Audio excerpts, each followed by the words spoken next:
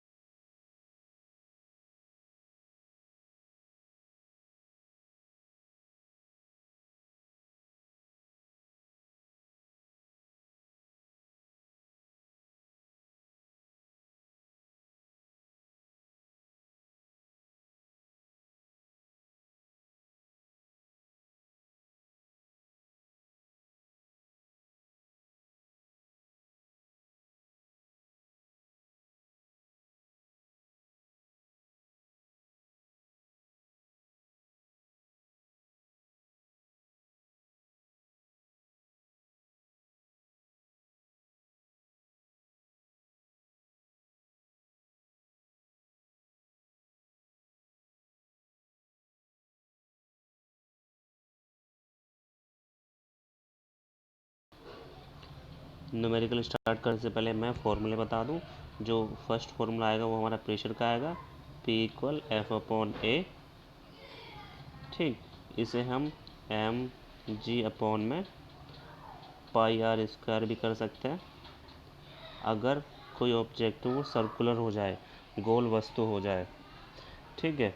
दूसरा क्या है, P equal h rho g, ये दूसरा फॉर्मूला हो जाएगा। और तीसरा क्या है, P dash minus P A equal h rho g, ये हमारा थर्ड फॉर्मूला है। तो फर्स्ट, सेकंड और ये थर्ड। ठीक, चलिए अब जो न्यूमेरिकल है उस पर चलता है। फॉर्मेट नोट कर लेना ये आप। इससे पहले मैंने गायब कर दूं भाई, आप वीडियो को पॉज करके भी नोट कर सकते हो, इतने समझदार तो हो आप, हो ना। चलो देखिए, जो एनसीईआरटी का ये 5th न्यूमेरिकल है, यहाँ कह रहे हैं ऊंची एड़ी के जूते पहने 50 किलोग्राम सांहती। सांहती मतलब है ये द्रव्यमान है। कोई बालिका अपने शरीर को एक सेंटीमीटर व्यास की एक ही वृत्ताकार एड़ी पर संतुलित किए हुए है।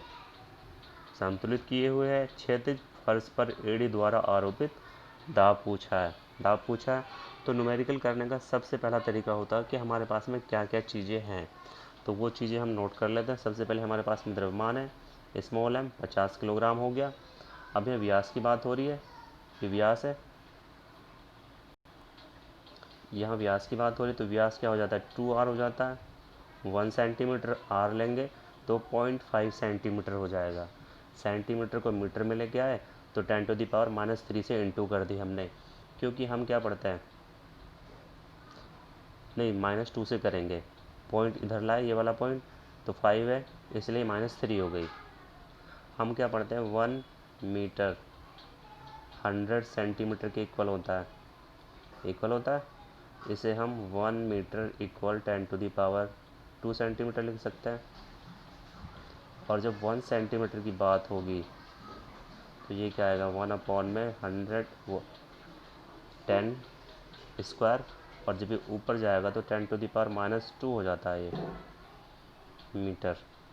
तो जब सेंटीमीटर को मीटर में चेंज करना हो तो हम 10⁻² से इंटू कर देते हैं। ये -3 क्यों हुआ, क्योंकि पॉइंट यहाँ 5 के बाद में था, इसे इधर ले आए, पॉइंट को बाहर कर दिया तो ये पावर -3 हो गई। ठीक, अब जो क्षेत्रफल है, क्षेत्रफल πr² होता है, जैसे मैंने स्टार्टिंग में बता दिया था, πr² होता है। पाई की वैल्यू 3.14 रखेंगे। आर हमारे पास में 5 गुणा 10⁻³ है, इसका स्क्वायर कर देंगे, यहाँ से 78.50 आएगा 10⁻⁻6। अब हमारे पास में ए की वैल्यू है, हमारे पास में एम की वैल्यू है, और जी लेंगे हम इसमें 9.8 ले लेते हैं, ज़्यादा अच्छा रहेगा। 9.8 लेने से ये कैलकुलेशन इजी हो जाएगी। तो पी का फॉर्मूला पुट कर देंगे, P equal F m g upon में ए। इस फॉर्मूले का यूज़ करेंगे और हमारा न्यूमेरिकल हो जाएगा। चलिए देखते हैं।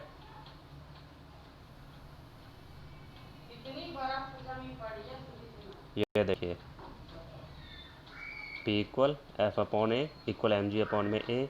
एम की वैल्यू 50, जी की वैल्यू 9.8, जैसा मैंने बताया था, ये वैल्यू यहाँ पुट कर दी। और जब इसे कैलकुलेट करेंगे तो यहाँ से 6.24 इंटू 10⁶ पास्कल मिलेगा।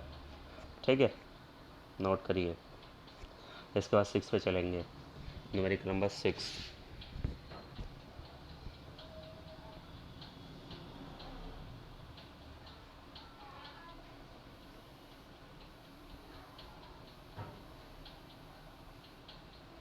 देखिए आपके सामने न्यूमेरिकल नंबर 6 है।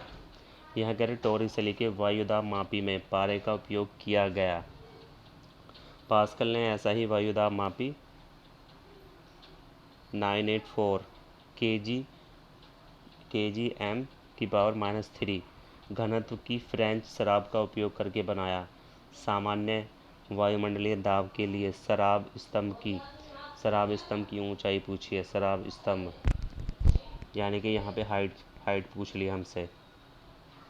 ठीक है, चलिए देखते हैं।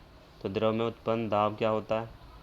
द्रव में उत्पन्न दाब हमने पढ़ा है, P इक्वल एच रो जी हो जाता है, एच रो जी हो जाता है। अब ये हमारे पास में ये घनत्व है हमें, तो ये रो की वैल्यू है 984। रो की वैल्यू गिवन है, एच हमें फाइंड करनी है। सामान्य वायुमंडलीय दाब होता है जिसकी वैल्यू 1.01 10⁻, कितनी थी बताओ?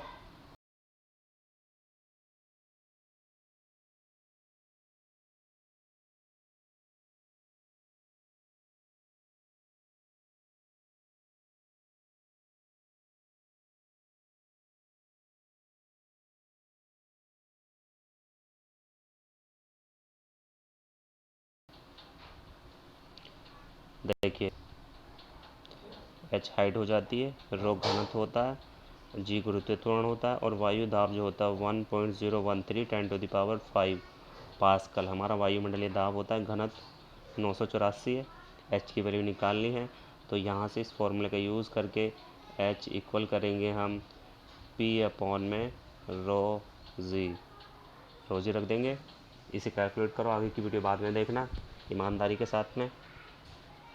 ठीक है, थोड़ी प्रैक्टिस खुद से करो, जल्दी जल्दी जल्दी।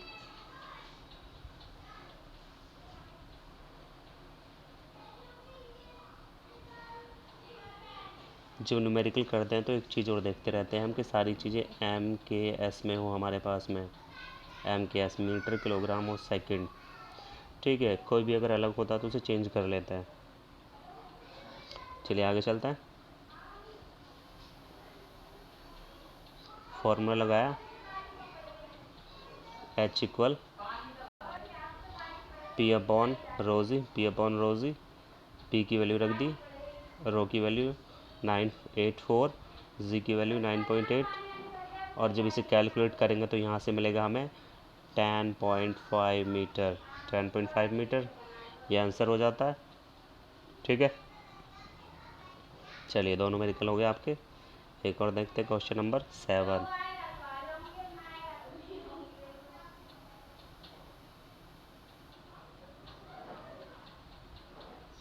देखिए आपके सामने क्वेश्चन नंबर 7 है। क्वेश्चन नंबर 7 कह रहे हैं समुद्र तट से दूर कोई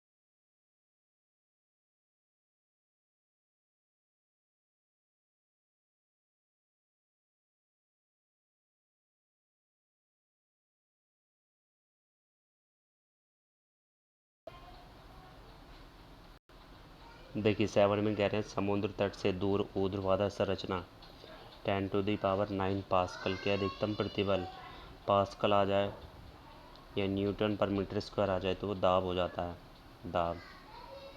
ठीक है। प्रतिबल को सहन करने के लिए बनाई गई क्या यह संरचना किसी महासागर के भीतर किसी तेल कूप के शिखर पर रखे जाने के लिए उपयुक्त है? महासागर की गहराई लगभग 3 किलोमीटर है। समुद्री धाराओं की उपेक्षा कीजिए। समुद्री धाराओं की उपेक्षा करनी है। किसी तेल कूप के भीतर रखे जाने के लिए उपयुक्त है।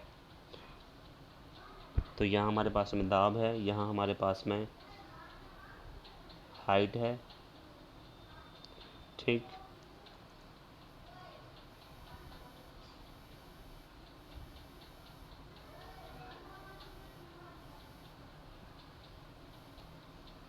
तो यहाँ हम प्रेशर फाइंड करेंगे, प्रेशर निकालना है यहाँ पे हमें।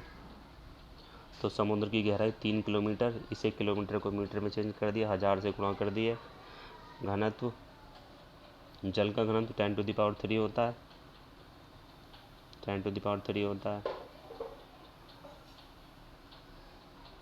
और दाब का फॉर्मूला P=H ρg लेंगे, सबकी वैल्यू पुट कर देंगे और इसे जब कैलकुलेट करेंगे तो हमें क्या मिलेगा, 10⁹ पास्कल मिलेगा, 10⁹ पास्कल। और जो नॉर्मल प्रेशर होता है ये उससे काफ़ी ज़्यादा है, जो नॉर्मल प्रेशर होता है ये वैल्यू उससे काफ़ी ज़्यादा हो जाती है। तो यहाँ से हम क्या कह सकते हैं